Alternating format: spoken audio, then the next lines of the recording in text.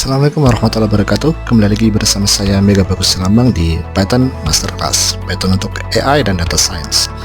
Di materi kali ini kita akan membahas materi yang sangat menarik, di mana ini adalah core dari hampir semua materi data science maupun artificial intelligence, yaitu tentang aljabar linear ya. Dan di materi ini nanti akan ada banyak sekali episode. Kita akan memulai dari yang paling sederhana. Jadi langsung saja kita belajar tentang aljabar linear. Nah, dimanapun nanti teman-teman belajar, baik mau di internet, di buku ya, di kampus ya, tentang AI maupun data science, maka akan selalu ditekankan tentang materi satu ini, tentang aljabar linear, atau dalam bahasa Inggris disebut dengan linear algebra ya. Kenapa penting? Kenapa penting ya? Karena memang aplikasinya sangat luas ya. Kalau saya poinkan ya, saya list yang paling penting-penting saja, bahkan hampir semua konsep statistik, akar dari data science ya, itu ujung-ujungnya adalah aljabar linear. Oke.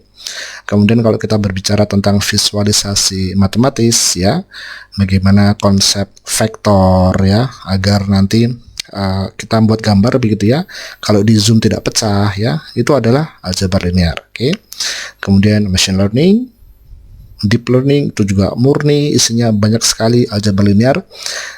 Artificial intelligence ya aplikasinya, dan tentunya core dari hampir banyak sekali teknologi-teknologi yang inovatif itu juga menggunakan aljabar linear. Nah, pertanyaan pentingnya adalah apa itu aljabar linear ya. Daripada saya membuat sebuah definisi yang rumit ya, saya gunakan kata yang sederhana. Jadi aljabar linear adalah matematikanya data. Jadi bagaimana data satu bisa berkomunikasi dengan data lainnya adalah dengan aljabar linear ya. Dan agar mereka bisa berkomunikasi, ada sebuah konsep data yang disebut dengan matriks dan kemudian vektor. Oke. Jadi aljabar linear ini adalah bagaimana cara setiap banyak data. Jadi kalau kita berbicara tentang data ya, statistik, kuesioner, eksperimen, macam-macam, apapun jenis datanya, maka bagaimana kita bisa menghubungkan data ini dengan data lainnya dengan metode ini adalah core-nya itu dengan aljabar linear. Pertama kita akan berkenalan dengan vektor ya. Jadi apa itu vektor? Sangat sederhananya, vektor adalah kumpulan angka. Jadi dalam satu vektor ada banyak angka. Oke. Kemudian vektor ada banyak definisi. Kita sekarang akan berbicara vektor secara aljabar ya, atau bahasa Inggrisnya disebut dengan algebraic vectors ya. Ada dua jenis, yaitu vektor baris dan vektor kolom. Sesuai namanya, maka vektor baris itu bentuknya seperti baris ya, atau bahasa Inggrisnya row vectors ya namanya. Baris itu artinya dari kiri ke kanan. Oke, sekali lagi dari kiri ke kanan. Oke. Jadi contohnya di sini kita memiliki misalnya satu vektor ya, ada terdiri dari beberapa angka. Di sini kita lihat ada 2, 9, 0, 8, 12 ya. 1, 2, 3, 4, 5. Satu vektor ini terdiri dari 5 angka. Oke. Kemudian ada contoh lain misalnya. Jadi tidak harus plus ya, bisa 0 juga, dan juga bisa minus dan bisa campur ya. Jadi ini minus 21, minus 3, minus 54 dan 8 ya. Bisa menggunakan simbol square brackets ya, mirip dengan list ya, atau bisa juga dengan kurung tapi agak lengkung di sini ya. Jadi bukan kurung lengkung total tapi seperti melengkung ya. Nanti di Python lebih gampang visualisasinya. Kemudian kita sudah membahas vektor baris, sekarang kita bahas vektor kolom ya. Vektor kolom, column vectors ya, adalah bentuknya seperti kolom. Kalau tadi baris dari kiri ke kanan, kolom dari atas ke bawah ya. Jadi macamnya dari atas ke bawah ya. Ini ada 2 angka, ini ada 4 angka. Dan tidak hanya harus berupa angka, bisa juga berupa simbol ya. Bisa X, bisa Y, ini di sini saya gunakan pi ya, atau pi ya. Dan bisa plus, minus ya, 0 dan macam-macam. Nah, sekarang kita akan membahas definisi vektor lain ya. Jadi masih sama dengan tadi, cuman sekarang dari sudut pandang geometri ya, atau bahasa Inggrisnya geometric vectors ya. Misalnya kita punya sebuah vektor baris yaitu dengan angka 2 dan 1, maka kita bisa membuat geometrinya dengan cara, kalau ini kita kebetulan punya 2 dimensi, maka kita butuh 2 sumbu. Kalau 3 dimensi atau di dalamnya ada 3 angka, maka 3 sumbu ya. Jadi 1, 2, 1 lagi. Gini boleh, terserah ya. Jadi ini kita punya 21. 2 ini sekali lagi bacanya dari kiri ke kanan ya. Jadi 2 kemudian 1. Artinya di sumbu pertama, ya ini sumbu pertama, Jadi teman-teman boleh merepresentasikan sumbu pertama yang ini duluan boleh, yang ini duluan boleh ya. Ini contohnya yang ini ya. Jadi kita bergerak ke kanan sebanyak 2 ya. Jadi konvensinya adalah ini 0, ini ke kanan semakin positif, ke kiri semakin negatif ya. Kita bergerak 2 angka ke kanan, 1, 2, kemudian ada angka 1, kita bergerak 1 ke atas, 1. Jadi kalau kita gambarkan ya, seret, kemudian kita mulai dari titik awal ke titik akhir. Jadi kita buat seperti sebuah garis ya. Jadi ini adalah definisi vektor geometrik 21. Nah, ada yang perlu saya tekankan di sini, memang benar kita tadi dimulai dari titik awal dan mengakhirinya di titik akhir ya. Jadi dari ekor ke kepala istilahnya. Tapi sekali lagi tidak harus dimulai dari titik 0,0. Jadi ini kalau sumbu 1 atau sumbu X orang menyebutnya mulai dari 0, sumbu Y kita juga mulai dari 0, jadi 0,0 ya. Tidak harus mulai dari sini. Jadi vektor 21 ini sama dengan ini. Jadi ini semua adalah 21 ya. Sekali lagi ini semuanya adalah 21 ya. Hanya saja untuk memudahkan pembelajaran ya. Jadi sekali lagi ini memudahkan pembelajaran secara normatif apa istilahnya ya. Standarnya kita mulai dari 0,0. Tapi sekali lagi ini juga 2,1 ya, walaupun dia mulai dari titik 2 ya. Mulai dari titik 2, ini juga 2,1, ini juga 2,1, semuanya juga 2,1 ya. Arahnya sama. Perhatikan kata kuncinya arahnya sama ya, arahnya ke kanan atas begitu ya. Jadi sekali lagi ini semua adalah vektor 2,1 dan tidak harus selalu dimulai dari 0,0. Kemudian bagaimana jika kita memiliki vektor geometrik 3 dimensi ya. 3 dimensi artinya ada 3 angka di sini ya. Contohnya vektor baris ya, 1, 2, 3, maka kita harus membuat 3 sumbu ya, sebut saja sumbu X, Y, dan Z ya. Boleh A, B, C, boleh I, J, K, sumbu 1, sumbu 2, sumbu 3, terserah ya, cuman konvensinya jadi seluruh dunia tahu bahwa ini adalah sumbu vektor, biasanya kita gunakan X, Y, dan Z ya. Kemudian dari vektor ini tadi untuk memudahkan pembelajaran kita mulai dari titik 0,0 ya. Dari 0,0 kita bergerak 1 ke sumbu X. Jadi sama mulai ini sumbu 1, sumbu 2, sumbu 3 ya. X, Y, Z ya. 1 ke sumbu X, 2 poin ke sumbu Y, kemudian setelah itu lanjut 3 poin ke sumbu Z ya. Tapi harus urut ya. Pertama ke sumbu X1 dulu, kemudian ke sumbu Y2, kemudian ke sumbu Z 3 poin ya. Jadi kalau ini saya gambarkan ya, ini adalah titik 0,0 di sini. Garis ini adalah sumbu X, garis ini adalah sumbu Y ya, ini sejajar ya, sejajar, dan garis ini adalah sumbu Z ya. Berarti kita mulai 1 langkah ke kanan ya, kira-kira 1 langkah seret seginilah ya misalnya ya. Kemudian 2 langkah ke sumbu Y ya. Jadi tadi dari sini ya, 2 langkah kira-kira segini lah ya. Kemudian dari sini kita bergerak 3 langkah ke sumbu Z ya, naik ke atas 3 seret 3 gini ya. Maka dari titik terakhir ini atau kita sebut dengan kepala, kita sambungkan dari titik awal ke kepala ya, dari sini ke sini kira-kira ya. Maka nanti muncul garis seperti ini ya. Jadi ini garisnya kira-kira ya, 1, 2, 3. Jadi ini sekali lagi ini adalah vektor 1, 2, 3. Oke. 1 poin sumbu X, 2 poin sumbu Y, dan 3 poin sumbu Z ya. Nah, bagaimana jika dimensinya lebih dari 3? Wah, itu susah digambarkan ya. Jadi secara visualisasi memang keterbatasannya kita hanya bisa apa istilahnya menggambarkannya sampai dengan 3 dimensi. Tapi bukan berarti tidak bisa dihitung. Maka nanti kalau kita berbicara tentang 5 dimensi, 10 dimensi ya, atau dalam statistik ada disebut dengan PCA, Principal Component Analysis, atau LDA ya, Linear Discriminant Analysis. Kita nanti berbicara dengan banyak sekali dimensi ya, tapi itu juga intinya nanti masih jauh, tapi basicnya juga dari aljabar linear. Jadi secara geometris ya, vektor geometris 3 dimensi, cara menggambarkannya adalah seperti ini. Dimulai bergerak dari sumbu 1, sumbu 2, sumbu 3, kemudian tarik garis lurus dari ekor ke kepala, dan itu adalah vektor yang dimaksud. Tapi tidak perlu kita membahasnya teori, langsung praktek di Python. Silakan dibuka Jupyter Notebook masing-masing. Baik, sekarang kita sudah membuka Jupyter Notebook ya. saya juga sudah mengimpor beberapa library yang akan kita gunakan, NumPy ya, kemudian SymPy, Matplotlib untuk plotting, dan juga Math ya. Bagi teman-teman yang bingung apa itu SymPy, apa itu Math, silakan tonton video saya yang di bagian playlist ya tentang statistik dan matematika. Oke. Lanjut lagi, saya ingin membuat dua jenis vektor sama seperti tadi ya di teori, yaitu vektor baris, sebut saja namanya baris ya, berupa NumPy array. Oke. Jadi NumPy array dalam tanda kurung, dan di dalamnya kita harus dalam bentuk list ya. Misalnya hanya vektor baris 2 dimensi, sebut saja 2 dan 3 ya. 2 ke sumbu X, 3 ke sumbu Y. Oke. Kemudian vektor kolomnya adalah NumPy array ya.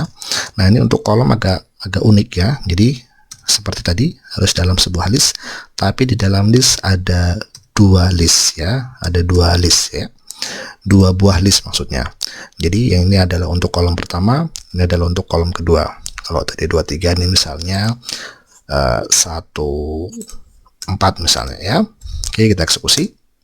Kemudian saya ingin mencetak keduanya, print baris, kemudian print kolom ya, seperti ini. Jadi ini adalah bentuk basic ya, ini defaultnya hasil cetak kalau kita mencetak array 2, 3 dan mencetak array 2 jenis list ya, 2 kolom 1 dan 4 seperti ini ya. Tentu tidak seperti ini yang ingin kita harapkan, nanti kita akan menggunakan library math. Nah, kita akan menggunakan library math ya. Caranya adalah kita menggunakan fungsi display, kemudian math ya. Misalnya kita ingin mencetak vektor baris ya. Tapi kalau seperti ini nanti akan error karena math ya. Coba kita lihat ya. Math expects text ya. Jadi dia mengharapkan teks ya. Di sini baris berupa NumPy array, jadi tidak bisa, kita harus merubahnya ke dalam format teks. Caranya adalah kita menggunakan library sim ya, atau SymPy ya. Jadi sim.latex ya. Oke, seperti ini. Akan tetapi hasilnya juga belum sempurna, tidak sesuai yang kita inginkan karena tidak ada spasi di sini. Jadi kita bingung, seakan-akan ini adalah satu angka di dalam satu vektor ya. Maka untuk bisa menambahkan spasi, kita rubah format teksnya dengan format simplify, masih menggunakan sim ya, simplify ya. Jadi agak panjang tapi nanti hasilnya sangat memuaskan ya, seperti ini 2, 3. Kemudian kita copy paste untuk kolom ya. Oke, seperti ini ya. Dan bentuk kurung yang di teori tadi yang saya maksud adalah kurungnya seperti ini ya, tidak murni kurung kotak tapi mirip, ini ada lengkung tapi tidak lengkung banget ya. Jadi seperti ini kurung untuk apa? Untuk vektor ya. Jadi 2, 3 dan 1, 4. Baik, sekarang kita akan membuat visualisasinya ya. Pertama saya membuat visualisasi untuk baris ya, plt.plot. Oke. Kita mulai dari 0,0. Jadi 2 ke sumbu X, 3 sumbu Y, semuanya dimulai dari 0,0. Artinya di sini 0, kemudian baris 0. Oke, bisa dipahami ya. Kemudian diikuti dengan 0 baris 1 ya. Jadi kalau ini kita eksekusi tambahnya seperti ini. Oke. Jadi 2 ke kanan, kemudian 3 ke atas, 2,3 ya. Nah, sekarang saya akan gabungkan semua jadi satu. Jadi baris dan kolom kita gabungkan jadi satu. Tapi nanti di sini kita kasih keterangan ya. Jadi ini nanti akan berwarna merah. Kemudian saya ganti labelnya atau legendnya ya sebagai vektor baris, sama juga di bawah, tapi warnanya adalah biru ya. Jadi biru cukup ganti menjadi blue. Kemudian di sini kita ganti menjadi vektor kolom ya. Oke. Kemudian setelah itu saya tambahkan aksisnya ini berupa square ya, biar nanti tampilannya bagus ya. Kemudian plt axis sumbu keduanya, karena ini adalah 2, 3, 1, 4 ya, kira-kira -5 sama 5 lah ya. Jadi rentangnya antara -5 sampai 5, -5, kemudian 5, -5, kemudian 5. Jadi sumbu X nya -5 sampai 5, sumbu Y nya -5 sampai 5 ya, bisa dipahami ya. Kemudian gridnya saya nyalakan, apalagi tadi legendnya juga saya nyalakan. Kemudian yang terakhir plt show ya, seperti ini. Oke. Jadi tampilannya seperti ini ya. Bisa dilihat bahwa vektor barisnya sama karena ini belum saya ganti ya. Jadi ini kolom, ini juga kolom. Ya, seperti ini. Oke. Nah, ini dicuekin saja nih keterangan errornya ini ya. Ini ada warning ya. Kemudian jadi kita di sini bisa lihat bahwa yang pertama tadi adalah 2,3 dan 1,4. Jadi secara geometri keduanya sama ya. Jadi ini 2,3 dan 1,4 itu baik dia vektor baris maupun vektor kolom sama-sama dimulai dari 0,0 dan secara geometris mereka berdua ini sama. Tetapi secara konsep vektor baris dan vektor kolom itu berbeda ya. Sekali lagi, secara konsep vektor baris dan kolom berbeda. Artinya apa? Artinya nanti kalau misalnya dimensinya ada yang, jadi nanti ketika kita ingin mengkalikan vektor baris dan kolom ada aturannya, oke? Dan tidak bisa dimensi yang bermacam-macam dikalikan dengan dimensi manapun ya. Tapi kita belum bahas ke sana. Tapi secara geometris, saya tekankan sekali lagi, secara geometris mau vektor baris, vektor kolom, kalau secara geometris mereka adalah dua vektor yang sama kalau digambarkan begitu ya. Baik, sekarang bagaimana jika kita ingin membuat sebuah vektor 3 dimensi ya? Langsung saja kita lakukan ya. Sebut saja kita punya dua vektor ya. Misalnya apa namanya ya? Nah, kalau X sama Y sudah biasa, A sama B aja deh ya, simple ya. Jadi NumPy array yang pertama adalah vektor A, sebut saja adalah 3 dimensi dengan ukuran misalnya berapa ya, 2, 0, kemudian -3 misalnya ya. Kemudian vektor B ini saya ngarang ya, jadi tadi kan kita belum ada minus, sekarang kita coba pakai minus. Kemudian misalnya ini berapa enaknya, -2, kemudian 2, ini 4 misalnya ya. Nah, jadi ini adalah vektor kita. Kemudian kita ingin membuat plotnya. Jadi pertama kita, ini kalau teman-teman bingung silahkan cek matplotlib untuk OOP ya. Jadi kita gunakan fig ya, figur ya, kemudian plt.figure. Oke. Kemudian kita tetapkan fix size ya, fix size ukurannya ya. Fix size-nya adalah plt.fig aspect. Aspeknya adalah 1. Oke. Kemudian kita lanjutkan dengan aksisnya. Aksisnya adalah fig add subplot. Kita gunakan 111 ya. Projection adalah 3D. Jadi sekali lagi untuk membuat grafik 3 dimensi sebuah vektor, kita proyeksinya menggunakan 3D ya. Kemudian sekarang kita gambarkan A dan B ya. Jadi ax.plot, karena tadi kita sudah definisikan di sini ya, ada core dari gambar kita nanti adalah ax ya. Jadi ax.plot. Kita mulai semuanya dari sumbu atau titik 0,0. Jadi kita mulai dari 0, kemudian A 0, bisa dipahami ya, sama dengan tadi ya. Kemudian kalau sudah ini lanjutkan dengan 0, kemudian A1, 0, A2 ya, sampai sini paham, oke.